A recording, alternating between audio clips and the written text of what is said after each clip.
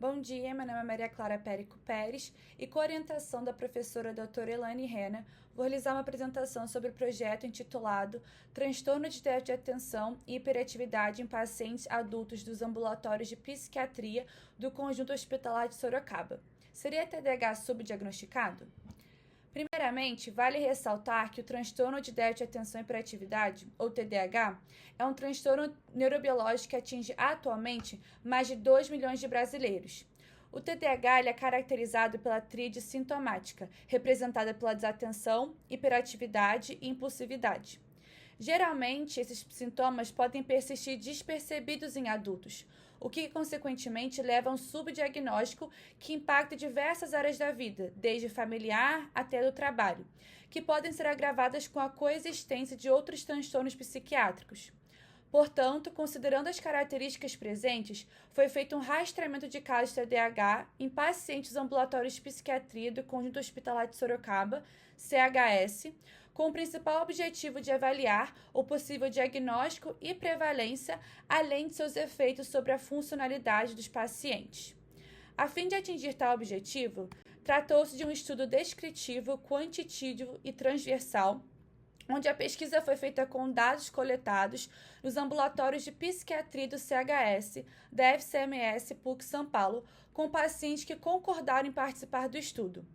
O trabalho, assim, teve uma amostra não probabilística de conveniência de adultos com transtornos psiquiátricos entre 18 e 75 anos, onde o tamanho populacional estimado foi de 73 indivíduos. Para obter tais dados, utilizou-se de 3 questionários principais. Um questionário sociodemográfico que incluía variáveis como sexo biológico, idade, estado civil, escolaridade, ocupação trabalhista e diagnóstico psiquiátrico. O segundo questionário era o Adult Self-Report Scale 18, ou ASRS, a qual é uma escala composta por sintomas presentes no critério A e B do DSM-5, que foi adaptada para a vida adulta. Nesse presente estudo, esse foi o principal exame de rastreio para uma possível tendência, ou seja, um possível diagnóstico de TDAH em nossa população. Por último, utilizou-se a escala de incapacidade de Sheehan, a qual avalia os impactos dos sintomas na área de trabalho, vida social e familiar e responsabilidades domésticas. Após essa coleta de dados feitas pelos questionários, as variáveis nominais foram organizadas em tabelas e depois selecionadas em variáveis ordinais, as quais foram analisadas por intermédio do programa estatístico SPS Statistics, que depois foram transformados em dados descritivos. Após isso, foi realizada uma análise de regressão, tendo como variável dependente o funcionamento total, o tipo de transtorno presente e o sexo, enquanto a variável independente era a presença de TDAH. Adicionalmente, foi comparado pacientes com e sem a possível presença de TDAH em relações tanto às variáveis sociodemográficas como à funcionalidade. Após toda essa coleta de dados e do estudo, foi obtida uma amostra de 73 pacientes com uma média de idade de 46 anos. A população era predominantemente feminina, sem parceiros, heterossexual, a maioria aposentada, desempregada ou do lar, com segundo grau completo, onde o transtorno depressivo foi o mais prevalente em nossa amostra. Tínhamos como hipótese principal a ideia de que o funcionamento total seria prejudicado pela presença do TDAH.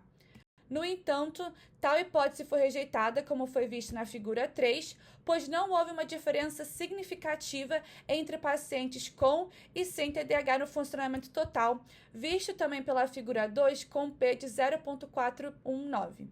Tal resultado demonstrou uma contradição da literatura, a qual explicava que o TDAH compromete o funcionamento total, englobando tanto atividades cotidianas, profissionais, financeiras e relações interpessoais. Porém, a contradição de nosso estudo pode ser associada à questão de ter a presença de comorbidades psiquiátricas coexistentes com o possível TDAH, a qual não foi abordada na literatura.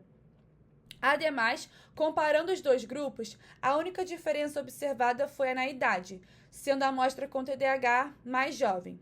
Entretanto, embora a amostra populacional não tenha tido seu funcionamento total interferido pela presença de TDAH, O presente projeto ainda demonstra uma concordância na literatura em termos do impacto do TDAH na esfera social, familiar, no trabalho e na escola.